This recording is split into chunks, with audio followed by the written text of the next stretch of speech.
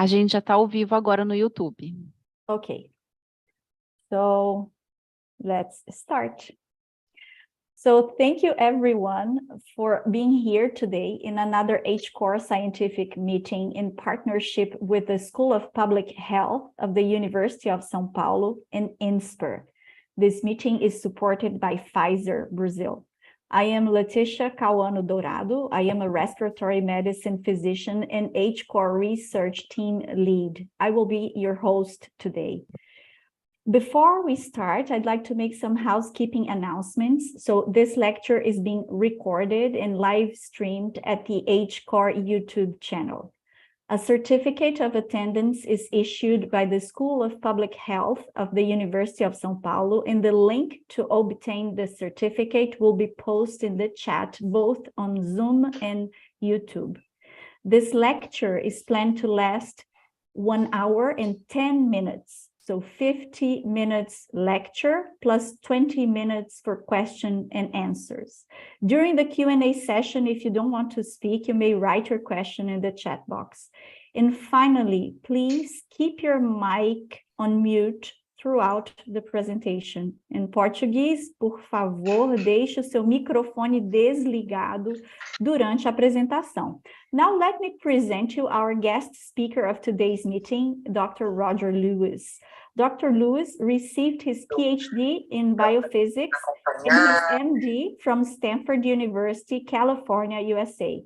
Dr. Lewis is professor of emergency medicine at UCLA and a senior medical scientist at Berry Consultants, a group specialized in innovative clinical trial design. Dr. Lewis is a statistical editor for JAMA and an editor of the JAMA series entitled JAMA Guides to Statistics and Methods. His expertise centers on adaptive and Bayesian clinical trials, including platform trials, general clinical research methodology, data and safety monitoring boards, and the oversight of clinical trials. Dr. Lewis was elected to membership in the National Academy of Medicine in 2009. He has chaired many DSMBs for numerous federally funded, industry-sponsored, and multinational clinical trials. Dr. Lewis has served as a content reviewer for many other peer-reviewed journals besides JAMA. He has authored and co-authored over 270 original research publications, reviews, editorials, and chapters. Wow, Roger, what a curriculum. Dr. Lewis has served as a grant reviewer for the CDC, the UKMRC, the NIH, and the Patient-Centered Outcome Research Institute, PCORI, and others. During the US COVID epidemic, Dr. Lewis served as the director of COVID demand modeling for the Los Angeles County Department of Health Services, leading a multidisciplinary team developing epidemiological prediction models to aid in hospital preparedness and response. Now, without further ado, I will pass the mic on to Roger, and thank you, Roger, very much to be here today with us. Great, thank you. Thank you very much. If I'd known you were going to read that, I wouldn't have sent it to you.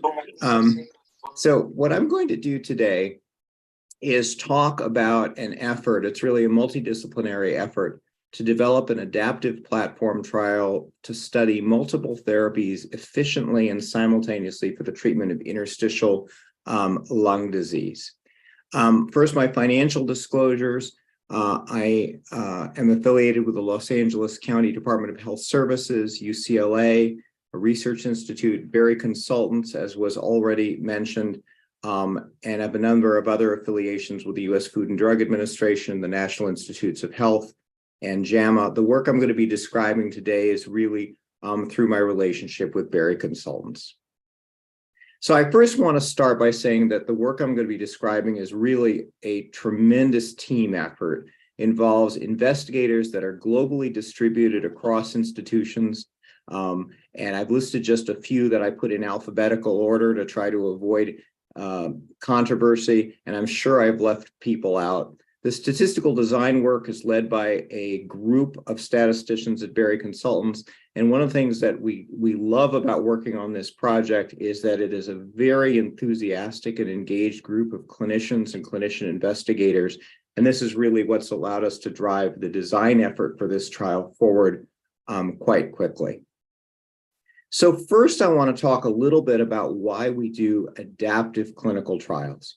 So for those of you who've been working perhaps for some time in clinical research, you know that when you're designing a clinical trial, there's always lots of things that you don't know. There's uncertainty about what the patient population is going to look like, the event rates, the likely magnitude of any treatment benefit if it exists.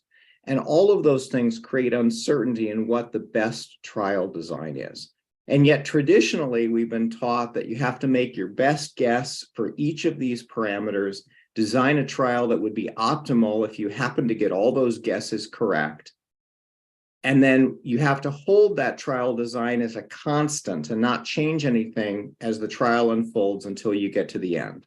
That approach can lead to an increased risk of a negative trial or a failed trial, meaning one that doesn't even give you a clear answer, even if the experimental treatment is inherently effective and has a clinically important treatment effect.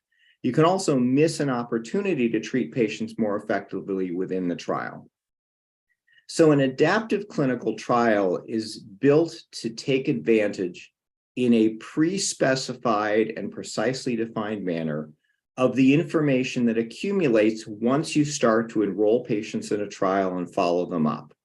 You can take advantage of that information by applying pre-specified rules that change things about the trial, like randomization proportions, maybe the treatment arms that are offered to patients or patient subgroups. And in some cases, this approach can increase the probability of getting the right answer at the end of the trial, can improve trial efficiency, or improve the outcomes of patients who are treated within the trial. Now, there are lots of things you can do in an adaptive trial. We generally use frequent interim analyses because we want to make changes in an efficient way. We can do sample size re-estimation. We can alter randomization proportions, which includes at its extreme adding or dropping arms.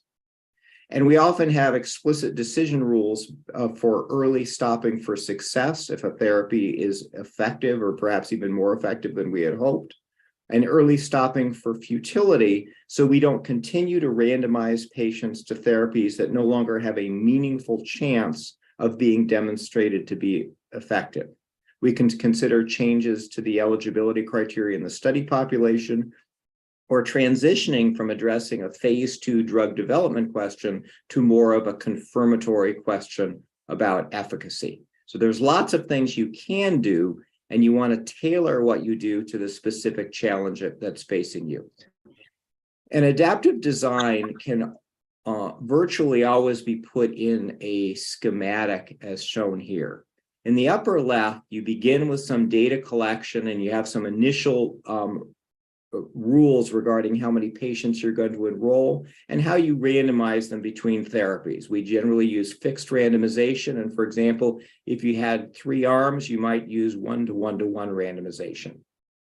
You start with a traditional approach because at this point, you don't have any information to learn from, so you might as well design and operate the trial as a typical trial.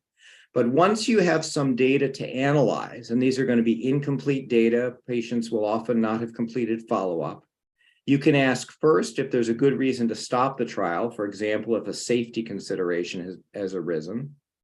But if not, you can revise your randomization rules, your sampling rules, or other things about the trial, and then continue on with the data collection. This process continues in a circular fashion until one of the stopping rules for the trial has met. For example, you've reached the maximum planned sample size. The art in adaptive trial design is picking these changes and why you make these changes or how you make these changes to mitigate the risks to success that existed because you didn't know how the data were going to turn out when you designed the trial. So an adaptive design designing an adaptive trial is ideally a creative process of matching the various things you might do to adapt the trial in real time to the specific threats to trial success, considering your resources, your patient population, threats to validity, the error rates or the power that you require for the trial, and the intended use of the data, such as whether the data need to be sufficient to change clinical practice or change regulatory approvals of a drug or device.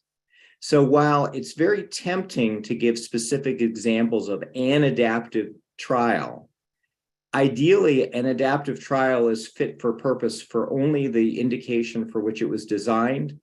And we wouldn't want to give the impression that there's sort of 1, 2, or 10 specific adaptive designs. The whole idea is customizing them or tailoring them to the specific problem at hand. But with that in mind, let me point out one particular technique that's often useful, and that's the use of response adaptive randomization. Here we show a schematic that's simplified from an actual trial that was run and completed, where during the burn-in period, you randomize in fixed proportions between a control therapy and 3 experimental therapies.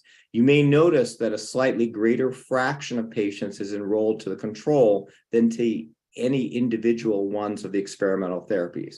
Once you have some data to respond to, you apply response adaptive randomization, where patients are preferentially randomized to the treatment arms that are better performing. And in this example, experimental 2 seems to be doing well, gets an increasing fraction of the patients over time until the experiment is just a comparison of that drug or dose to the control. For this to be a good strategy, it needs to have several characteristics. One is that this only makes sense if there's more than 2 arms being compared, because if there are only 2 arms, the most efficient statistical strategy is 1-to-1 fixed randomization. Secondly, you need to have an adequate burn-in period so that you don't start modifying the proportions to which you're randomizing until you have enough information for that to make sense, because you don't want to be chasing early fluctuations in very sparse data. And thirdly, we need to maintain an adequate allocation to the control therapy so that if there are secular trends or trends over time in the effectiveness of the standard therapy, for example, because of changes in background therapy or the characteristics of the disease, we can detect that by looking at the performance of the control arm over time. When implemented well, response adaptive randomization can increase both the statistical efficiency of the trial, because you end up with more patients on the arm you're ultimately most interested in, which is the best performing arm, and can improve the ethical balance of the trial from the patient's point of view.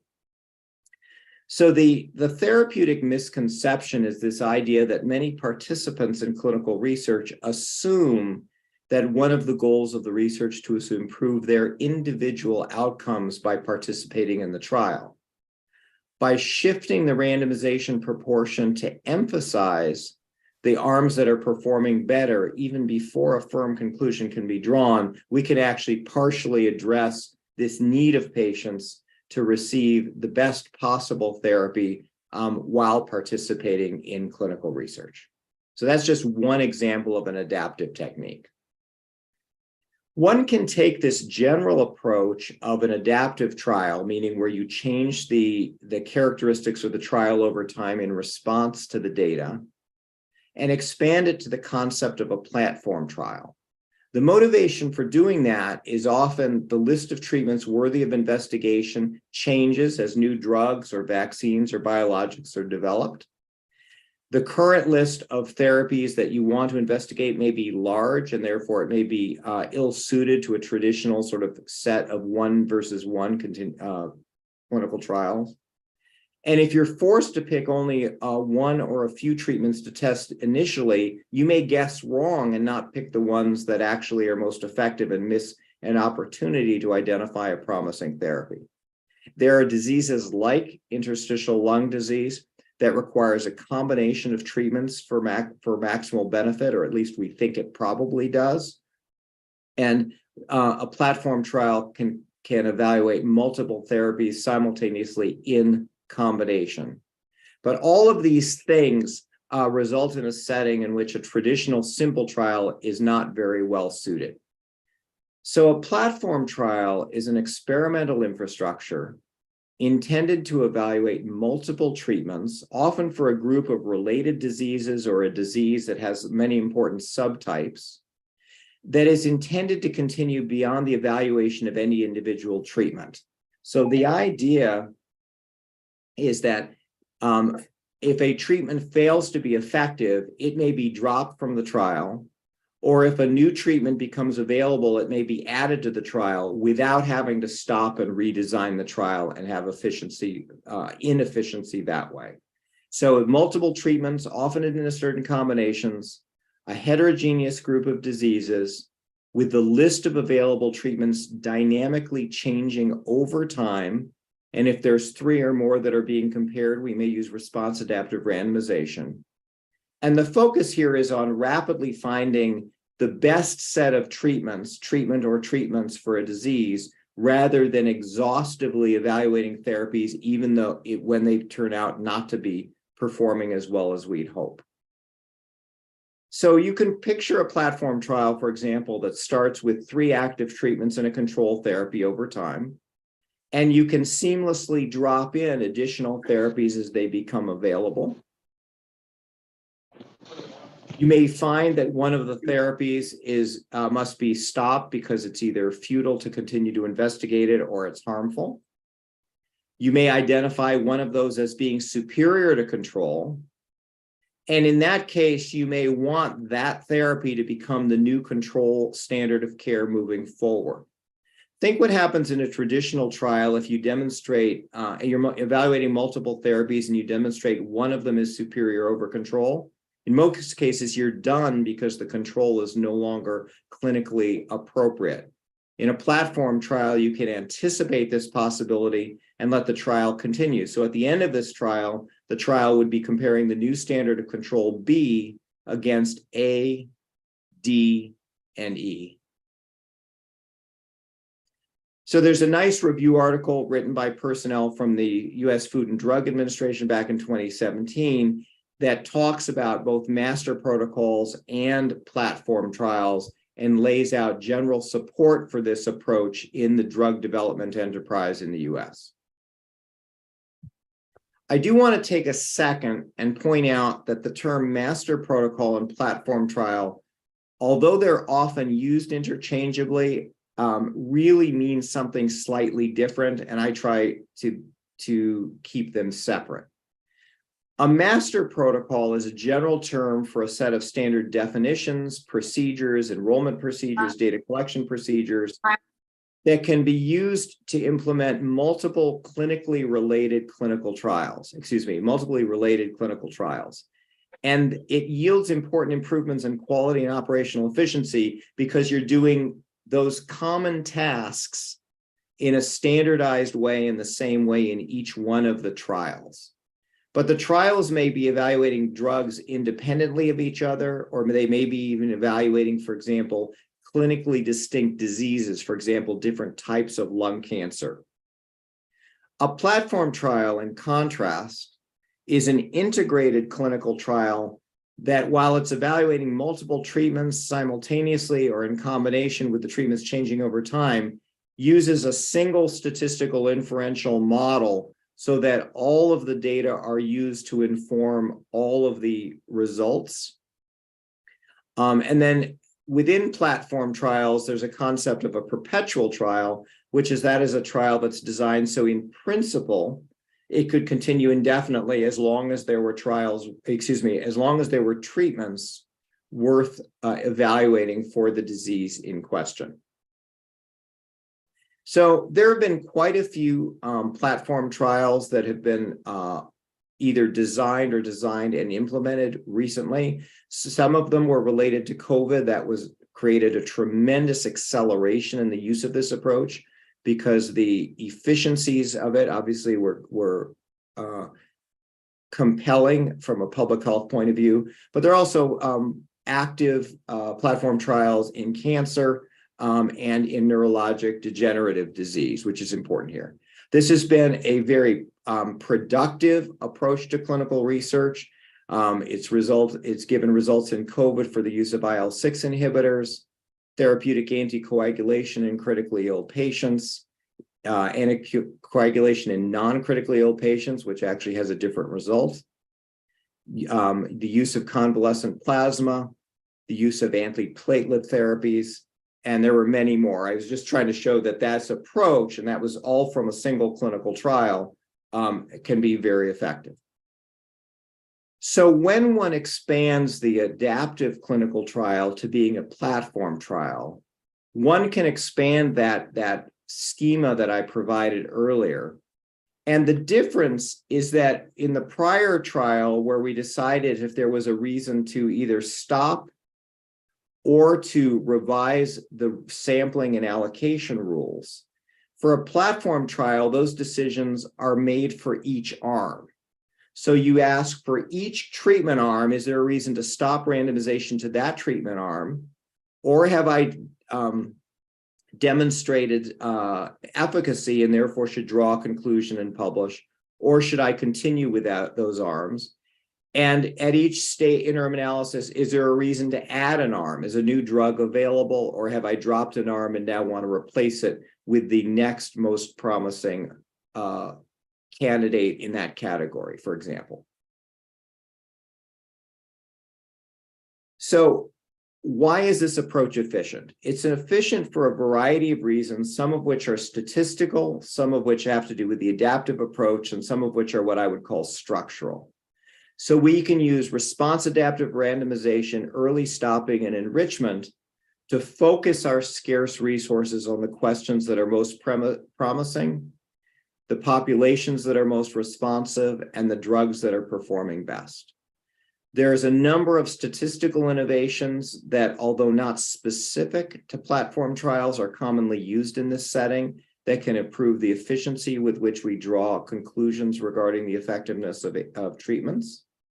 And there are structural things like having a shared control group where, for example, if you have 3 or 4 active drugs, you don't have to enroll a separate control group for each of those drugs to evaluate their efficacy, which improves the power of the trial for any particular sample size. We can also try to make maximum use of endpoints, and we'll talk a bit about that in the setting of interstitial lung disease. So these efficiencies, depending on the specifics, can commonly result in a savings of 30 to 50% or more in the number of patients required to draw a conclusion per drug or treatment that is evaluated. So these savings are substantial and are increased by the number of drugs that you can evaluate simultaneously. Now, back in 2015, Derek Angus in critical care in Pittsburgh coined a term called REMAP, which was an extension of the platform trial design to be multifactorial. And REMAP stands for Randomized, Embedded, Multifactorial Adaptive Platform Trial. And that is the approach that we are taking with REMAP-ILD. The randomized just means it's an RCT. It generates causal information. It's embedded in clinical care to reduce the burden of data collection and to yield results that are generalizable to patient populations that are commonly in treatment. Multifactorial, it's looking at multiple approaches to treating the disease at once, and it's an adaptive platform trial. So there's a set of terminology for a REMAP or a multifactorial platform trial that is useful to help us understand how the experiment works and how we would interpret the results. So first, we consider domains of treatment, where a domain is an area of intervention for which there are multiple choices for how clinicians might want to address that aspect of the disease. So in the setting of interstitial lung disease, We think of drugs that are senolytic, so they affect essentially the intrinsic aging process of the cell, immunomodulatory in nature, and those that are antifibrotics. And the idea is that a complete treatment regimen for a patient in an experimental setting might include one choice in each of these three domains of therapy. And those choices might be independent of each other. So it might be like choosing an appetizer, a main course, and a dessert at a restaurant. What you choose for dessert may or may not be at all influenced by what you ordered for dinner. Probably should be, but that's a different subject. The factor is the particular choice within each one of the domains of therapy. So for example, within the senolytic domain, the active drug of interest is metformin, and the alternative choice would be no drug in this category. So there'd be a control therapy. For immunomodulatory drugs, both mycophenolate and azathioprine may be options, and also no immunomodulatory drug might be an option as well. The regimen is the actual set of therapies that are experienced by the patient.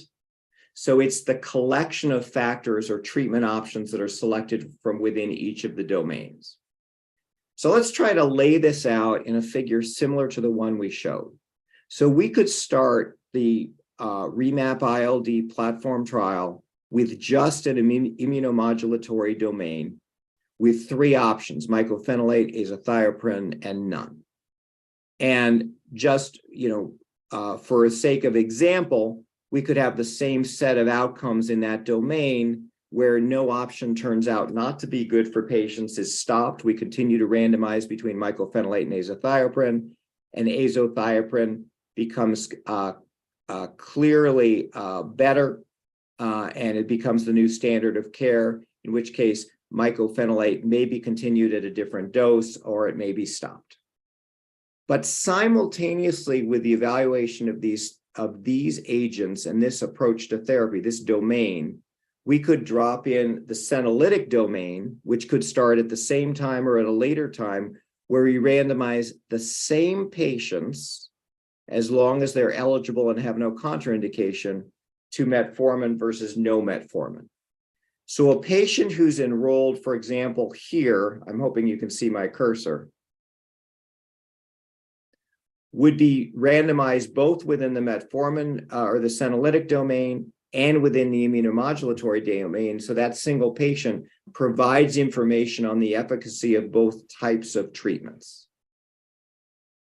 Similarly, we could have a transition where we move from the phase 2 evaluation of a novel agent. I've changed this from mycophenolate to a novel agent. And once we have enough data that this novel agent looks good, we could seamlessly move to phase 3. So you can also do phase 2, phase 3 trials seamlessly within this format. We'll be talking more about this structure in a second. So I'd like to spend just a couple of minutes and talk about the key elements for a platform trial and how they differ from a traditional approach to a confirmatory trial. So first, in a platform trial, you generally want to use a very broadly defined patient population because you're going to explicitly allow for there to be subgroups. You consider subgroups or strata of patients that are mutually exclusive from each other, so non-overlapping subgroups based on baseline characteristics, because you want to have the capability of drawing different conclusions regarding efficacy or optimal therapy by subgroup. The assumption is that your treatment effects will be identified differentially in different subgroups. This is different than a traditional trial where you try to have a very narrowly defined population and you assume there's a single treatment effect you're trying to estimate. Again, we're going to have an initial set of interventions that are organized into domains, so groups of mutually exclusive therapies because they all do the same thing, factors, which are the choice of therapies within each domains, and then the combinations that the patient receives as the regimen. In order to have a platform trial work efficiently, there needs to be an endpoint that drives the adaptive design. So this needs to be something not specific to a particular drug or class of drugs, but a patient-centered measure of disease activity, progression, or severity that is potentially improved by any effective therapy that you're evaluating within the platform. Secondly, it needs to be something that can be measured as quickly as possible, because the sooner you can start to get partial information on benefit, the sooner that information can be used to improve the accuracy of your decision rules, whether to stop a treatment or declare it effective or change randomization, for example. So how does that apply to ILD?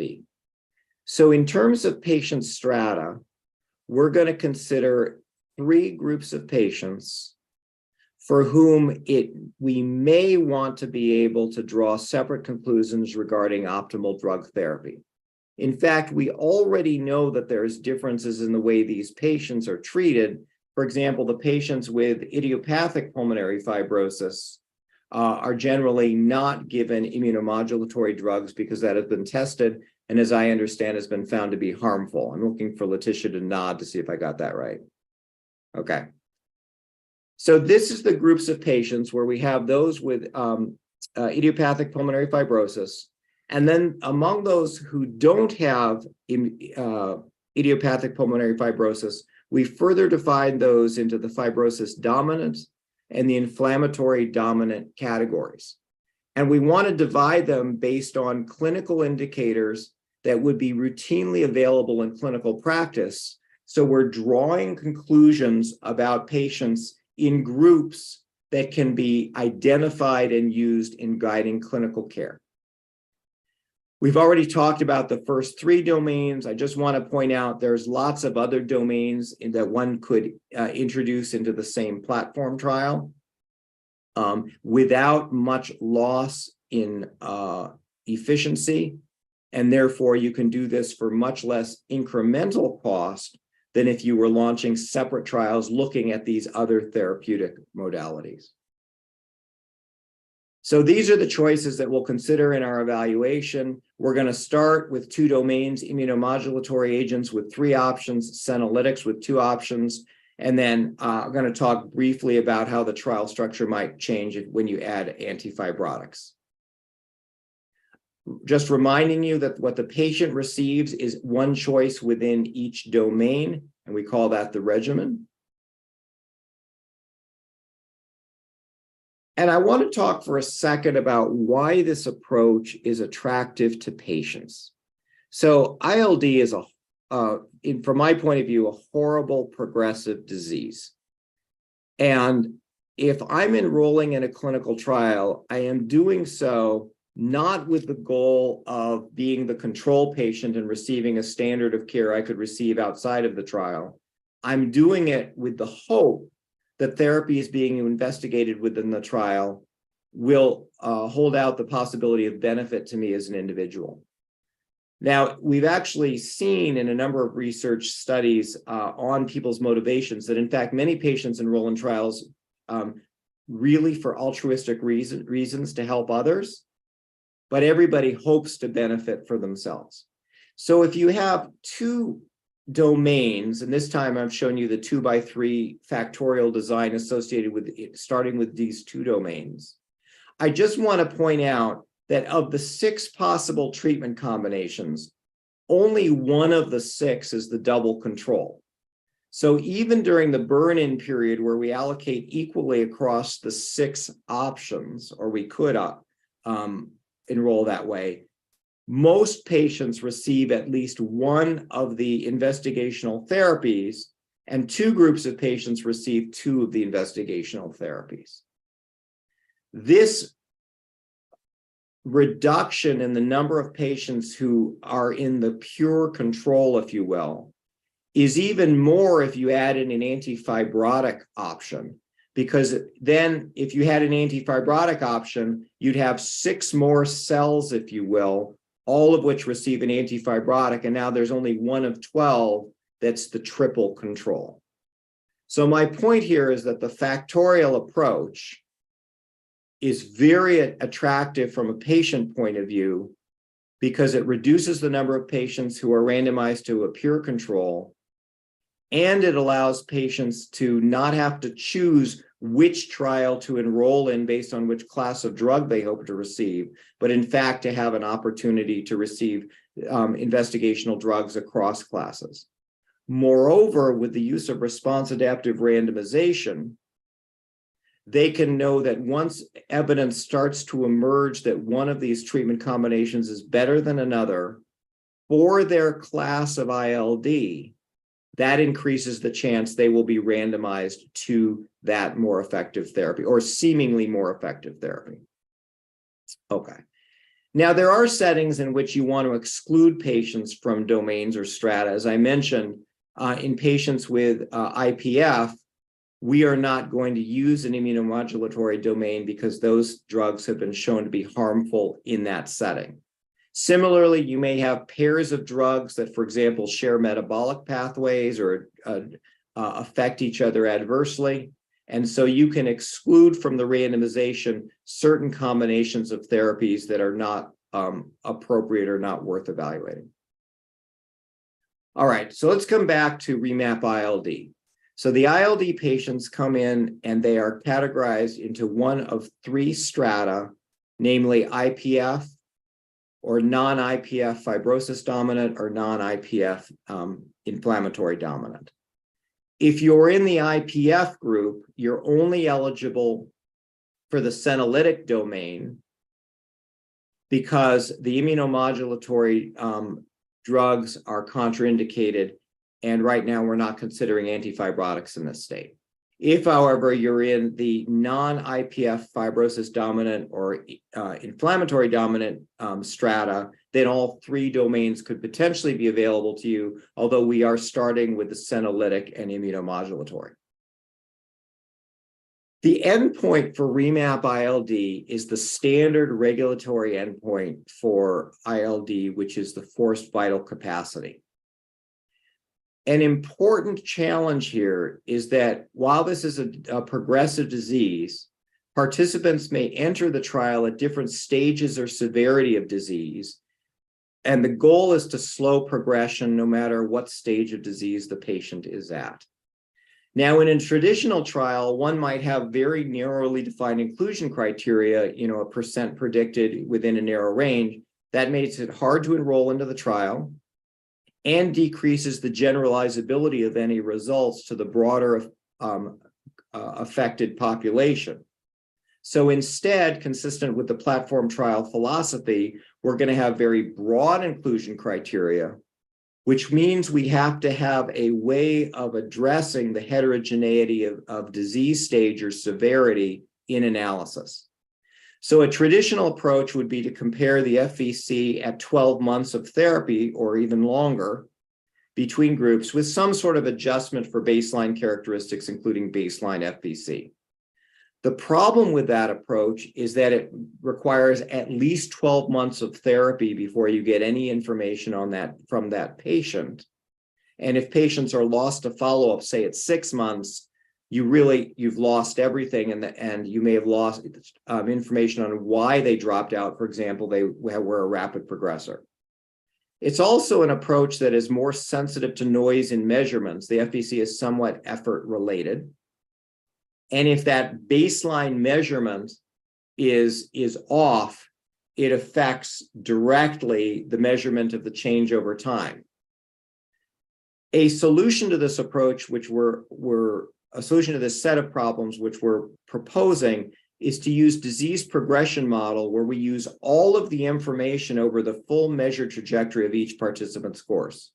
So if a patient has only been followed for 6 months, but we have a 6-month FVC, we use that because it tells us something about how they're doing and actually reduces the uncertainty in what their FVC will be at 12 months. Moreover, if for some reason they have an FVC measurement at 0 at 1 month because the disease progresses slowly, both of those measurements gives us information on where they were at baseline, and it decreases the effective noise in the baseline measurement. All of this approach is aimed at improving the signal to noise ratio within the trial. So this is an approach that's been borrowed from other work that we've done for trials in neurologic degenerative disease. And the lead on this has been multiple folks, but it's really been an effort that Melanie Quintana at Bayer Consultants has focused on, and she's one of the members of the design team for REMAP-ILD. So it's been used in Duchenne muscular dystrophy, and it's in fact the approach used in a large platform trial in ALS. And it's based on this idea that you can get the most information by analyzing the entire trajectory of a neurologic disease and not limiting yourself to just one particular time point. The way we analyze this is to measure something called the disease rate ratio, which is essentially the fractional effect in slowing time. The idea is that the disease in the control group or in a typical group, say a registry, progresses at a particular speed, and a drug that's effective is effective by equivalently slowing time. So this is the fraction by which the progression is slowed. And as I mentioned, this is an approach and a measure of treatment effect that's been used in a variety of neurological trials. Those two trials I mentioned there are in Alzheimer's disease. And the way this is actually done is estimated using linear splines. I mention that just to say that we are not assuming a particular shape for the overall trajectory over 12 months. We are looking at building up a set of 3-month intervals. If there's statisticians here, we're averaging over the linear spline, so what you get is a smooth, is effectively a smooth curve. So here's what it might look like, and this is an oversimplified diagram, but the idea is that in an IPF registry, and the investigators were kind enough to provide us with those data, you see a very slow general decline, and notice the scale here. This is starting a little around 80% and getting a little bit below 75%. If we expand that, the standard of care arm, which is shown in dark red, is an average over patients where we've made corrections to individual patient data to put them all on the same scale. And what we're looking for is the degree with which the slope of the line is changed by the use of the active therapy. But the estimate for the disease rate ratio, this measure of treatment effect or slowing, is over the entire curve. It is not limited to what happened at 12 months or at 6 months. The reason we do this is because it increases power. So this is just a simulation-based calculation that was done early on, where we simply looked at the power of the study if one took a traditional approach with a t-test comparing the results at 12 months to the Bayesian disease progression model, and what is the power of the study. And for this, we looked at what we would expect to happen in the subset of patients with IPF and the subset of patients with non-IPF, remembering that this latter group includes both the fibrosis dominant and the inflammatory dominant. And what you can see is that there are situations in which the power is increased 8 to 10 percentage points by considering the full trajectory. That's the increase after all of the data are accrued, and doesn't capture the fact that at an interim analysis where you have partial data, not everybody's gotten to 12 months, the disease progression model allows you to get useful information from those patients who have not fully completed the trial, whereas the t-test approach, you'd have nothing to work with. So the effective sample size is even greater with this approach. My point here is that these statistical efficiencies help with the conduct of the trial and help us ensure we can get a clear answer at the end. So in the last couple of minutes, I'd like to talk a little bit about how the design of a trial like this actually occurs, a little bit of what we might say is how the sausage making is made. I don't know if there's that expression crosses geographic areas.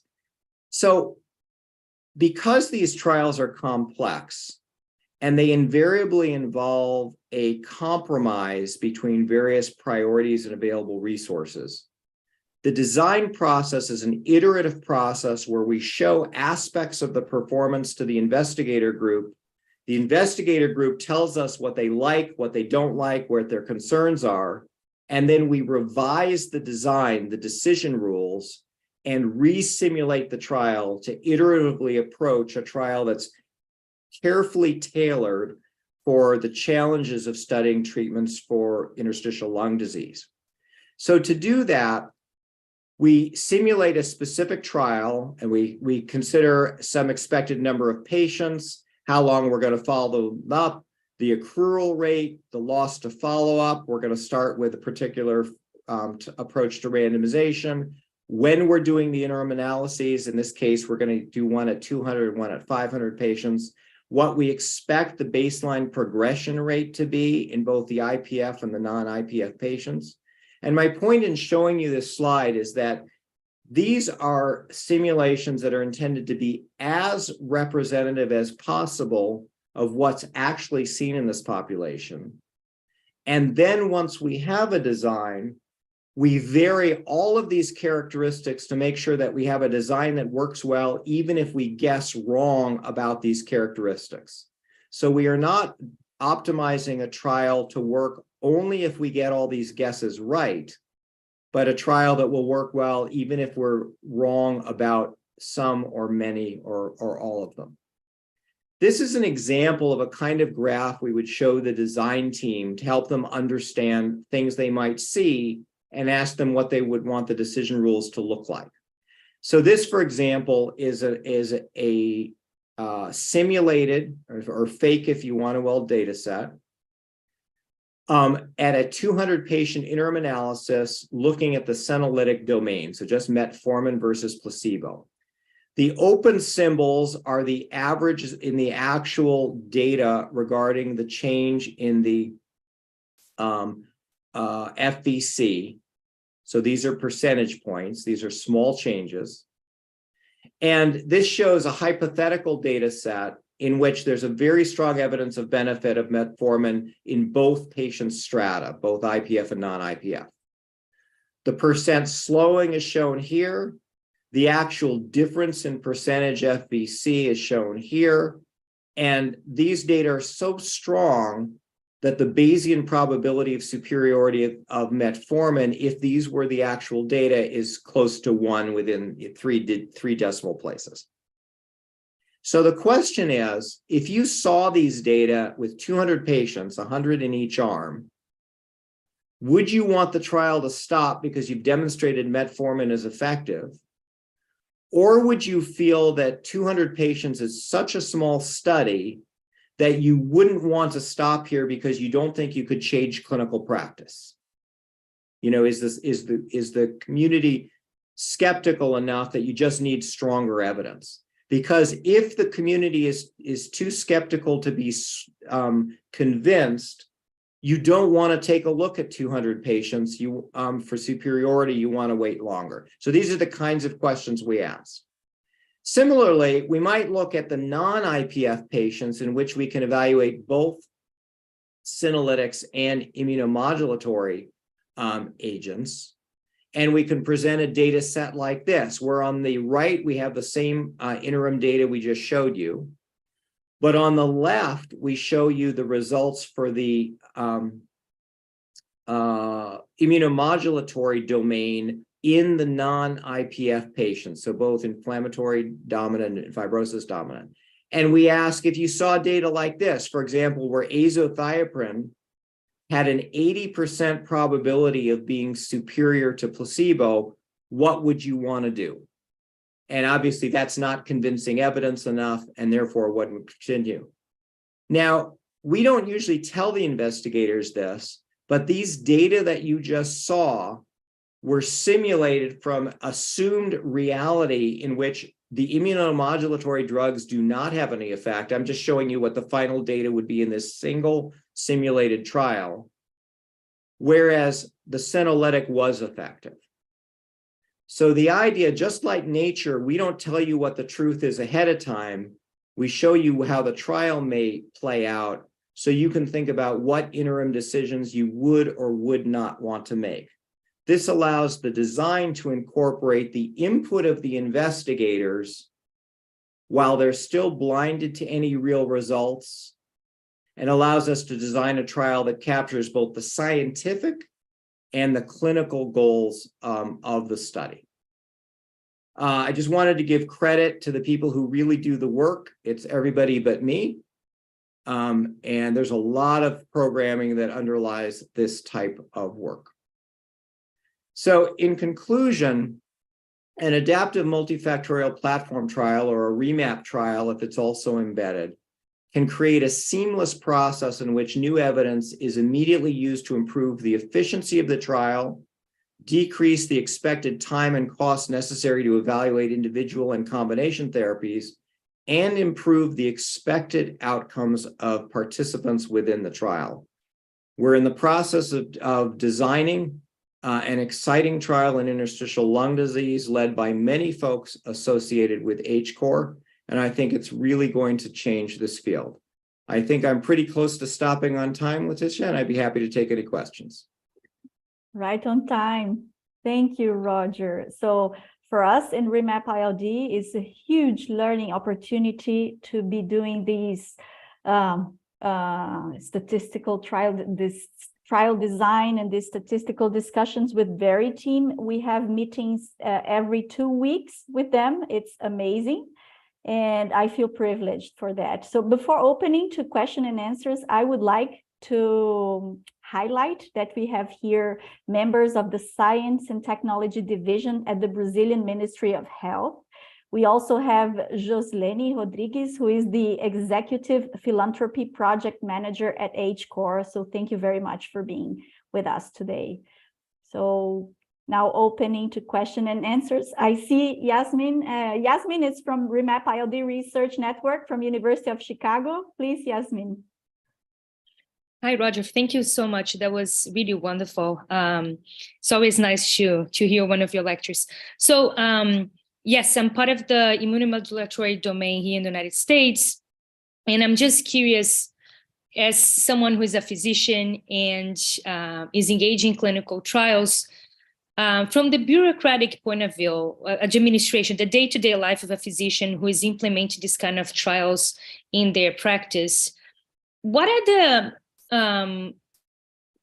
the small changes that would come with, again, clinical trials? We are all used to the current paradigm and how to enroll patients and monitor patients. What is going to be exactly different by implementing these platform trials in the clinical practice of a busy physician anywhere in the United States or elsewhere in the world? So are you able to comment on that? I'm just curious, how is that going to change the workflow of a trialist Sure. who is going to engage in this? Thank you. So I think there's the workflow of the trialist and there's the workflow of the treating physician. And they may be the same person or they may not be.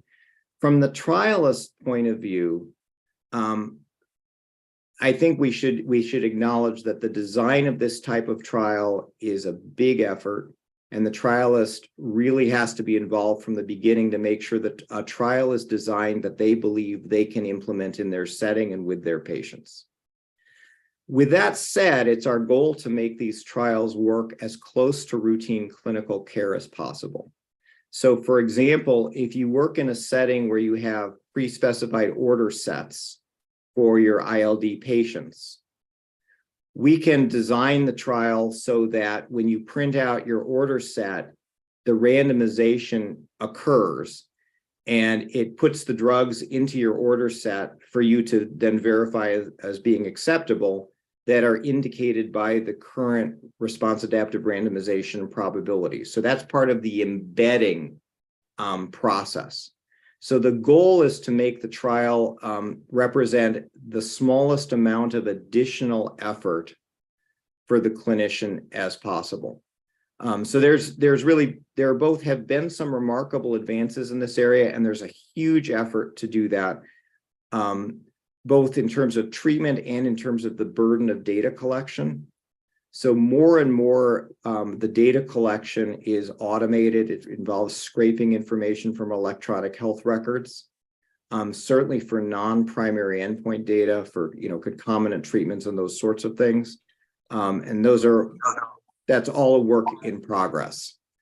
The other thing I would simply say is that from a treating physician's point of view, for a trial like this, as opposed to the normal situation where you may have a clinic full of patients afflicted with the disease, but only a very small number meet the eligibility criteria for the trials, and you may have several different trials ongoing. Here, the goal is to have one trial into which a much larger fraction of your patients can be enrolled if they're interested, and each one of those patients can be receiving a set of therapies that have been selected with knowledge of their disease subtype to save you the effort of matching each patient to a trial and keeping multiple trials active at your site at once. Wonderful, thank you. So, Israel, I see your hand is up. Just before you jump in, Manuela wrote a question in the chat. Manuela is the European Regional Management Lead for REMAP-ILD, and she's preparing to propose a grant through Switzerland. And her question is interesting, which is for the effect size we have seen for the simulation. So Manuela, you want to speak? I'm sorry, I started Yes, talking. thank you very much. So as you have heard, I'm from Switzerland. Thank you very much for this great presentation. My question is with regards to the antifibrotic treatment. IPF now is treated in most countries, not in all, but in most countries with antifibrotics. So I was wondering if the progression estimates, the simulation you have made in IPF patients, is this done with patients that have been untreated, or are those patients treated with antifibrotic drugs already? So it's a simple answer because I don't know. My impression is that those data, which were registry data provided to us from the REMAP-ILD team, were likely collected prior to antifibrotics becoming standard here. And I also don't even know whether the antifibrotic treatment data are included in the data that were transferred to us. So with that not helpful answer, I will say that if we had data that segmented those patients by antifibrotic treatment, we would be happy to rerun those and then to more appropriately model the control group. Thank you Manuela, very much. I suspect the IPF data is basically on treated patients, but the non-IPF patients, since it's before the progressive fibrosis phenotype approval, it will be on non-treated, but we can for sure discuss that on our internal statistical meeting. Israel. Well, hello, Roger. Thank you very much for being here with us with this great lecture. I have two questions, actually, and these questions are more practical. For example, do you have a number of interventions? Do you have a size for that? You're like, you can use as much intervention you have already in the market, or you do have a number of interventions that you can use at the most, And the second one is about the burning period. How do you actually calculate your sample size that you need for the burning period in order to have less random high results, and maybe it will give you bias and start actually the response to adaptive randomization? Yeah. Okay, so with respect to the number of treatments, the REMAP-CAP trial in COVID became extremely complicated with, we ran out of letters in the alphabet to denote the domains. So we now had to start over with domain AA and BB and CC. And so I hope we never do that again. And I don't think there's really there's not a theoretical limit on it. Now, with that said, that just because the trial in its entirety includes a large number of domains doesn't mean all of those domains are active at each site. So the general rule that we've seen is that sites pick and choose which domains are most appealing to them and their patients, appropriate from a regulatory point of view in their country or the cost of providing care or treatments. And so most sites have a restricted number of domains, 3, 4, 5 at most. And there are sites that are enrolling and randomizing only in one domain. So I think the practical consideration is more of has to do with the interest and the complexity of instituting the trial at the individual sites. With respect to the burn-in period, like many of the design decisions, we generally evaluate the minimum length of the burn-in period through simulation. So if you simulate a trial with too short a burn-in period, what you find is that the initial response adaptive randomization is unstable. It tends to be extreme and sometimes in the wrong direction, where it actually is randomizing patients preferentially to a treatment that, although it looked better in the first few patients, was actually not the one that in that simulation was better. So we just make sure we have a long enough burn-in period to minimize that risk. Having done this for quite a while now, we have a pretty good intuition of how long a burn-in period you need, but we verify it through simulation. Great. Thank you, Roger. Fabian Maldonado, would you like to speak?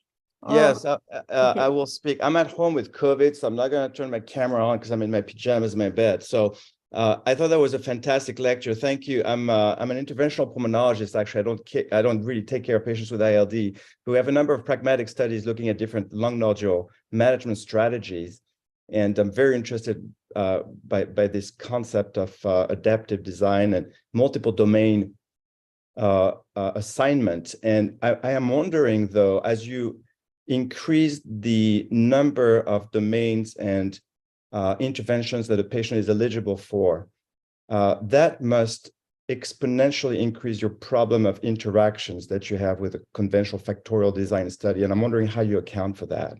Sure. No, that's a great question. So there's two different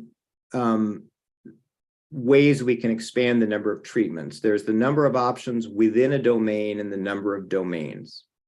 For the number of options within the domain, which was not the focus of your question, we try to address that by using response adaptive randomization.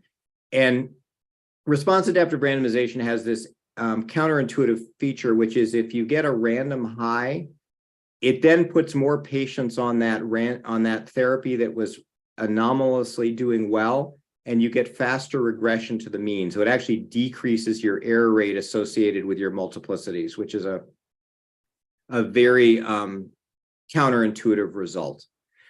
With respect to the interactions and multiple factors, we need to work very closely with the clinical team to decide which interactions are truly plausible and therefore need to be explicitly modeled, and which interactions are sufficiently unlikely that they're not included in the primary analysis model. So if there's no interaction that we include in the primary analysis model, then you don't lose anything. The factorial design essentially gets you a second answer for no additional cost in terms of patients. If you do include an interaction where you believe that receiving one therapy affects the effectiveness of another therapy, then we generally include that is in a Bayesian framework with some prior probability on the idea that there's actually no interaction, and then a distribution for what that interaction might be. And as you correctly suggested, when you do that, in order to estimate that interaction, you needed a larger sample size. I will say that in doing this, the number of cases in which there's a strong enough reason to include an interaction is not that many. And when you miss it, you're unlikely to create a situation where you miss an opportunity to identify an effective therapy. You're more likely just to get the magnitude of the treatment effect incorrect. And I think we spend too much time worrying about minor biases in estimating the magnitude of the treatment effect. And we spend too little time worrying about all of the drugs that might have worked, but we didn't really evaluate them fairly, and so we still don't know. So I worry about getting the wrong answer more than I worry about being off by 5 or 10% in the estimate of the treatment effect. Thank you. That's fascinating. Great lecture. Roger, it is also true that there are many efficiencies that come together with an adaptive platform trial, but it also brings the setup of the trial design to another level of complexity. As doing the work we're doing in REMAP-ILD, I feel strongly that you really need statisticians that are familiar with all the work that we're doing in REMAP-ILD. And I wonder how common this is in the statistical world, like that statisticians are familiar with this work. Well, it's a tough question. First of all, I wish there were more people doing this kind of work, just because there's such a need for it. We find that as we're doing this work, which is it's international in scope, but a very large fraction of it is centered in the United States, that there are particular academic partners where their institutions have statisticians who are comfortable with these approaches and frankly have built up substantial expertise and experience in how to implement these trials, how to make the randomization systems work, how to deal with data availability and quality issues, because there's a lot of implementation work that's quite different than a traditional trial. I would say there are 3 or 4 academic research organizations that really have a lot of experience with this now, which is a lot more than there were a few years ago. I also think that one of the benefits of having a global pandemic is that organizations like the NIH had to learn to become more flexible.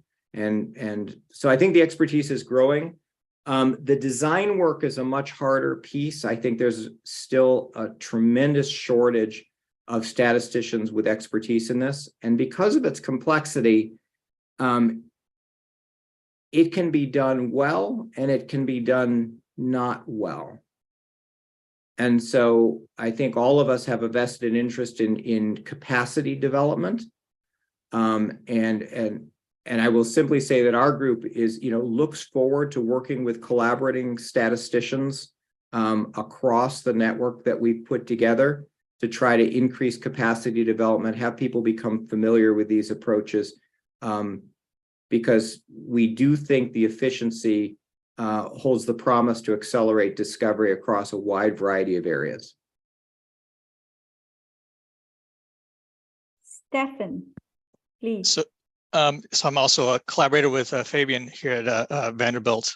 And to reiterate that, Roger, we actually were looking at doing a trial, an adaptive trial for a diagnostic test for lung cancer. And Ziding Feng from Hutch pushed us quickly and rightly to the platform and either a full remap or at least a platform with a adaptive design approach because of the multifactorial aspect of not only different biologic assays, but one of the questions that I have is it's almost like has a temporality to it. So like you might do clinically, you might do a blood test and you do an imaging and then you already have the epidemiology and so on behind the patient. So is there, when you think about that multifactorial aspect, you have both different institutions will do one and then the other. And then the combination is what is the strongest, right? Because it's either with sequential testing or simultaneous testing in that. And so have you either in your simulations or like been faced with that sort of sequential versus simultaneous treatment. And in our case, we're looking at diagnostics. So it's multiple diagnostic tests or a combined diagnostic test. Sure. So I think no and yes. I can't think of an example where we've handled exactly that. I want you to know that I'm missing the external advisory board for the CTSI at Vanderbilt right now. So Gordon Bernard can be mad at me. What you're referring to is something that can commonly be handled within something called a SMART trial, which is a sequential randomized trial with multiple points of randomization, where the randomization options at a subsequent time point can differ based on what happened at an earlier time point. So you can have, for example, say you're doing, I'm just going to make something up, a blood test versus an endoscopic procedure. And you want to know, do you need to do the blood test first? You can randomize the patients to either receive or not receive the blood test. And then those who get the blood test get randomized to receive endoscopy or not based on, say, a risk profile from the blood test, proteomic risk score, something like that. And then you can look at that sequence and identify the sequence of actions that result in the best overall outcome for the patient population. Kelly Kidwell at Michigan just published a nice little 2-page tutorial on SMART trials in JAMA that lays that out. But you've got lots of people who are familiar with it. Sure, Frank Harrell knows plenty about it. I am so sad to say that we reached our agreed time, Roger, the 10 minutes extra. So it has been a huge pleasure, a huge learning opportunity to be in the REMAP-ILD trial design with you and to have had this opportunity to share generously your knowledge in our Hcor scientific meeting today. So thank you very much. Thank you all for your presence here today. And we'll continue with our exciting topics next week with innovations in trial design. I'll see you next week. Thank you, Roger. Bye-bye. Great. Thank you for having me. It's my pleasure. Bye-bye. Bye-bye. Thank you very much.